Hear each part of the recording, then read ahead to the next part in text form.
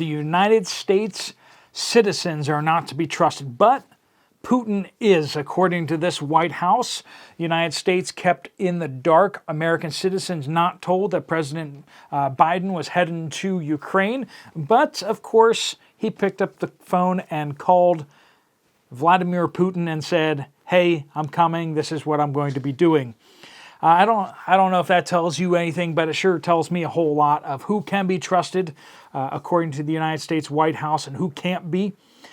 Because it is apparently domestic terrorists that are a much greater threat than anything that's happening over in Europe. We're going to be talking about that as well as what's an amazing story coming out of San Francisco of a Ukrainian girl who has fled the fighting in her homeland, and when she came to San Francisco, she has now made up her mind that it was better back in Ukraine. Now, you may have seen enough pictures and stories out of San Francisco to go, I kind of get where she's coming from on that, but it is mind-blowing. We're going to be covering these stories and a few more in this episode. This video is brought to you by Genesis Gold Group. So if you have money locked into a retirement account and you're just kind of trying to put it in the right place, someplace stable, someplace safe, and it's locked into stocks and bonds, if you want to move it over into something more stable like gold, silver, platinum coins that you own, that you can take those out of your retirement later, you want to talk to Jonathan and his team at Genesis Gold. You can find them down in the description down below, and they can help you and answer all your questions. So, this story from San Francisco. The San Francisco Chronicle just published the story of Marina, at the school Marina. Her name was Yana, and she came into the middle school, a middle school in San Francisco. She's a refugee from Ukraine. The fighting there has driven her out. All that fighting, compared to San Francisco, she found it worse here. She came in and found students jumping up on top of desks. She found students screaming out and carrying on in the middle of class, and teachers not doing anything about it. She found her cell phone missing because it was stolen from her in class. Friends, we may not be in a war zone here in the United States, but when you have society degrading to the point where thefts are happening, where bad behavior is not scorned or punished, and it's just tolerated, which, if you've been to any of these major cities recently, you know that's exactly what's happening. We're just letting all this happen. People are committing crimes and they're being released almost immediately.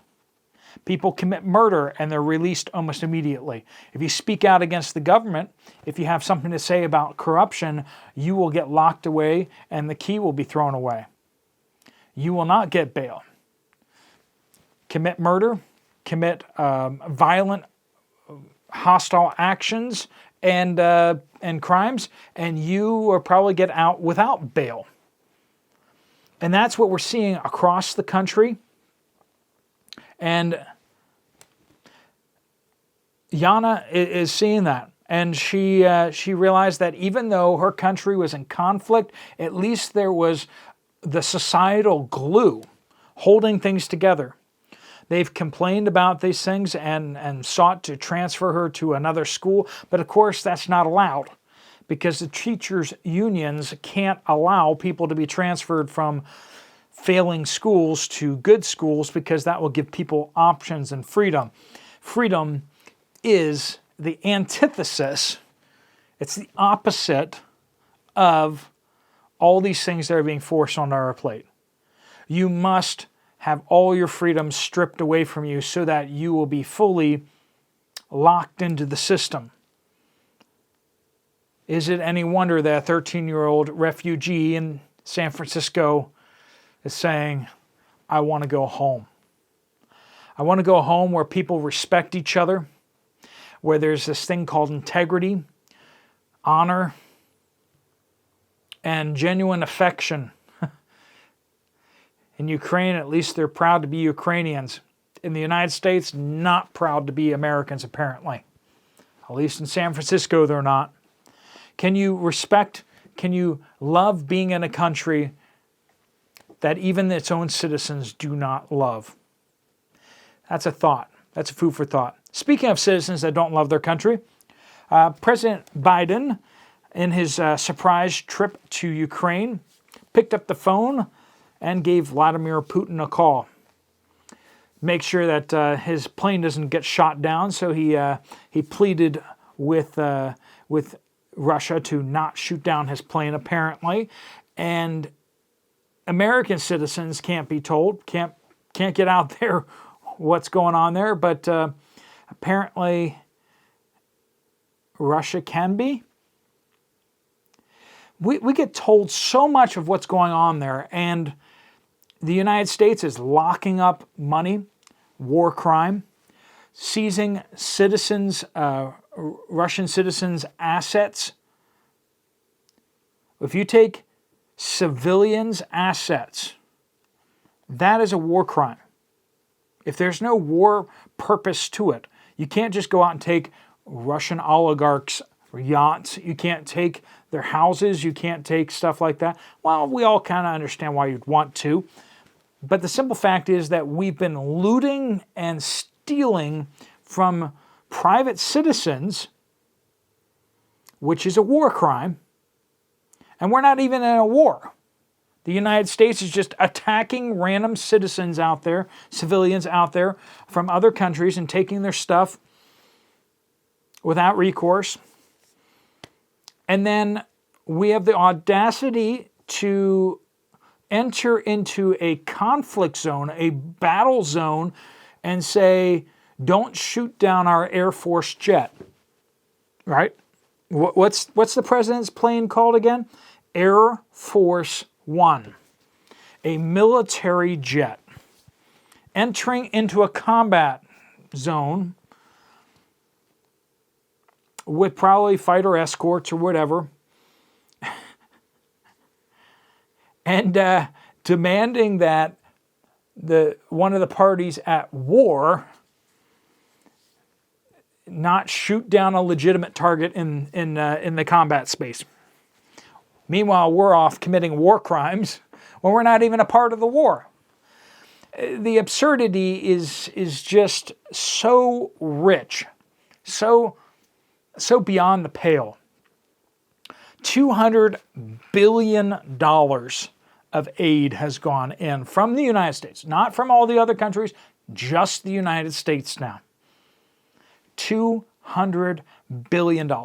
When we built the Nimitz-class nuclear carriers, they were running between $5 to $10 billion. That's how much it cost.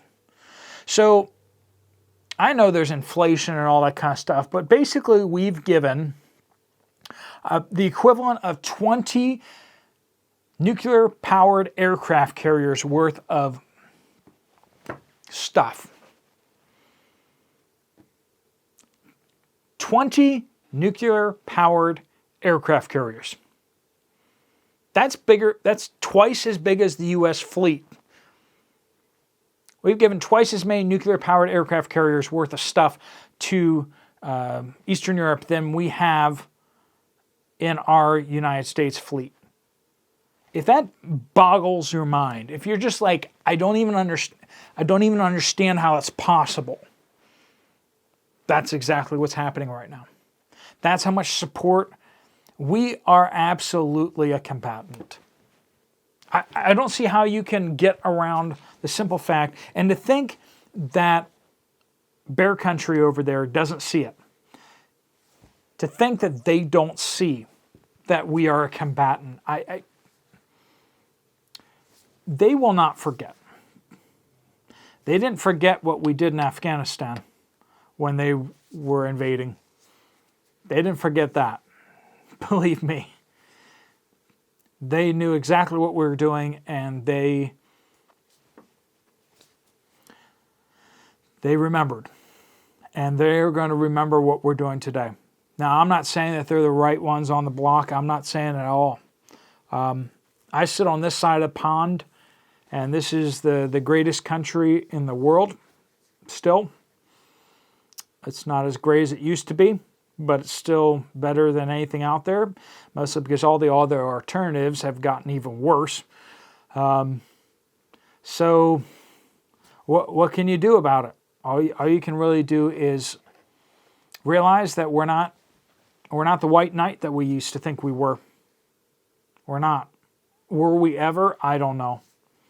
Go to 1611 or whatever the program that they're pushing in the schools to tell you about how evil America's founding was.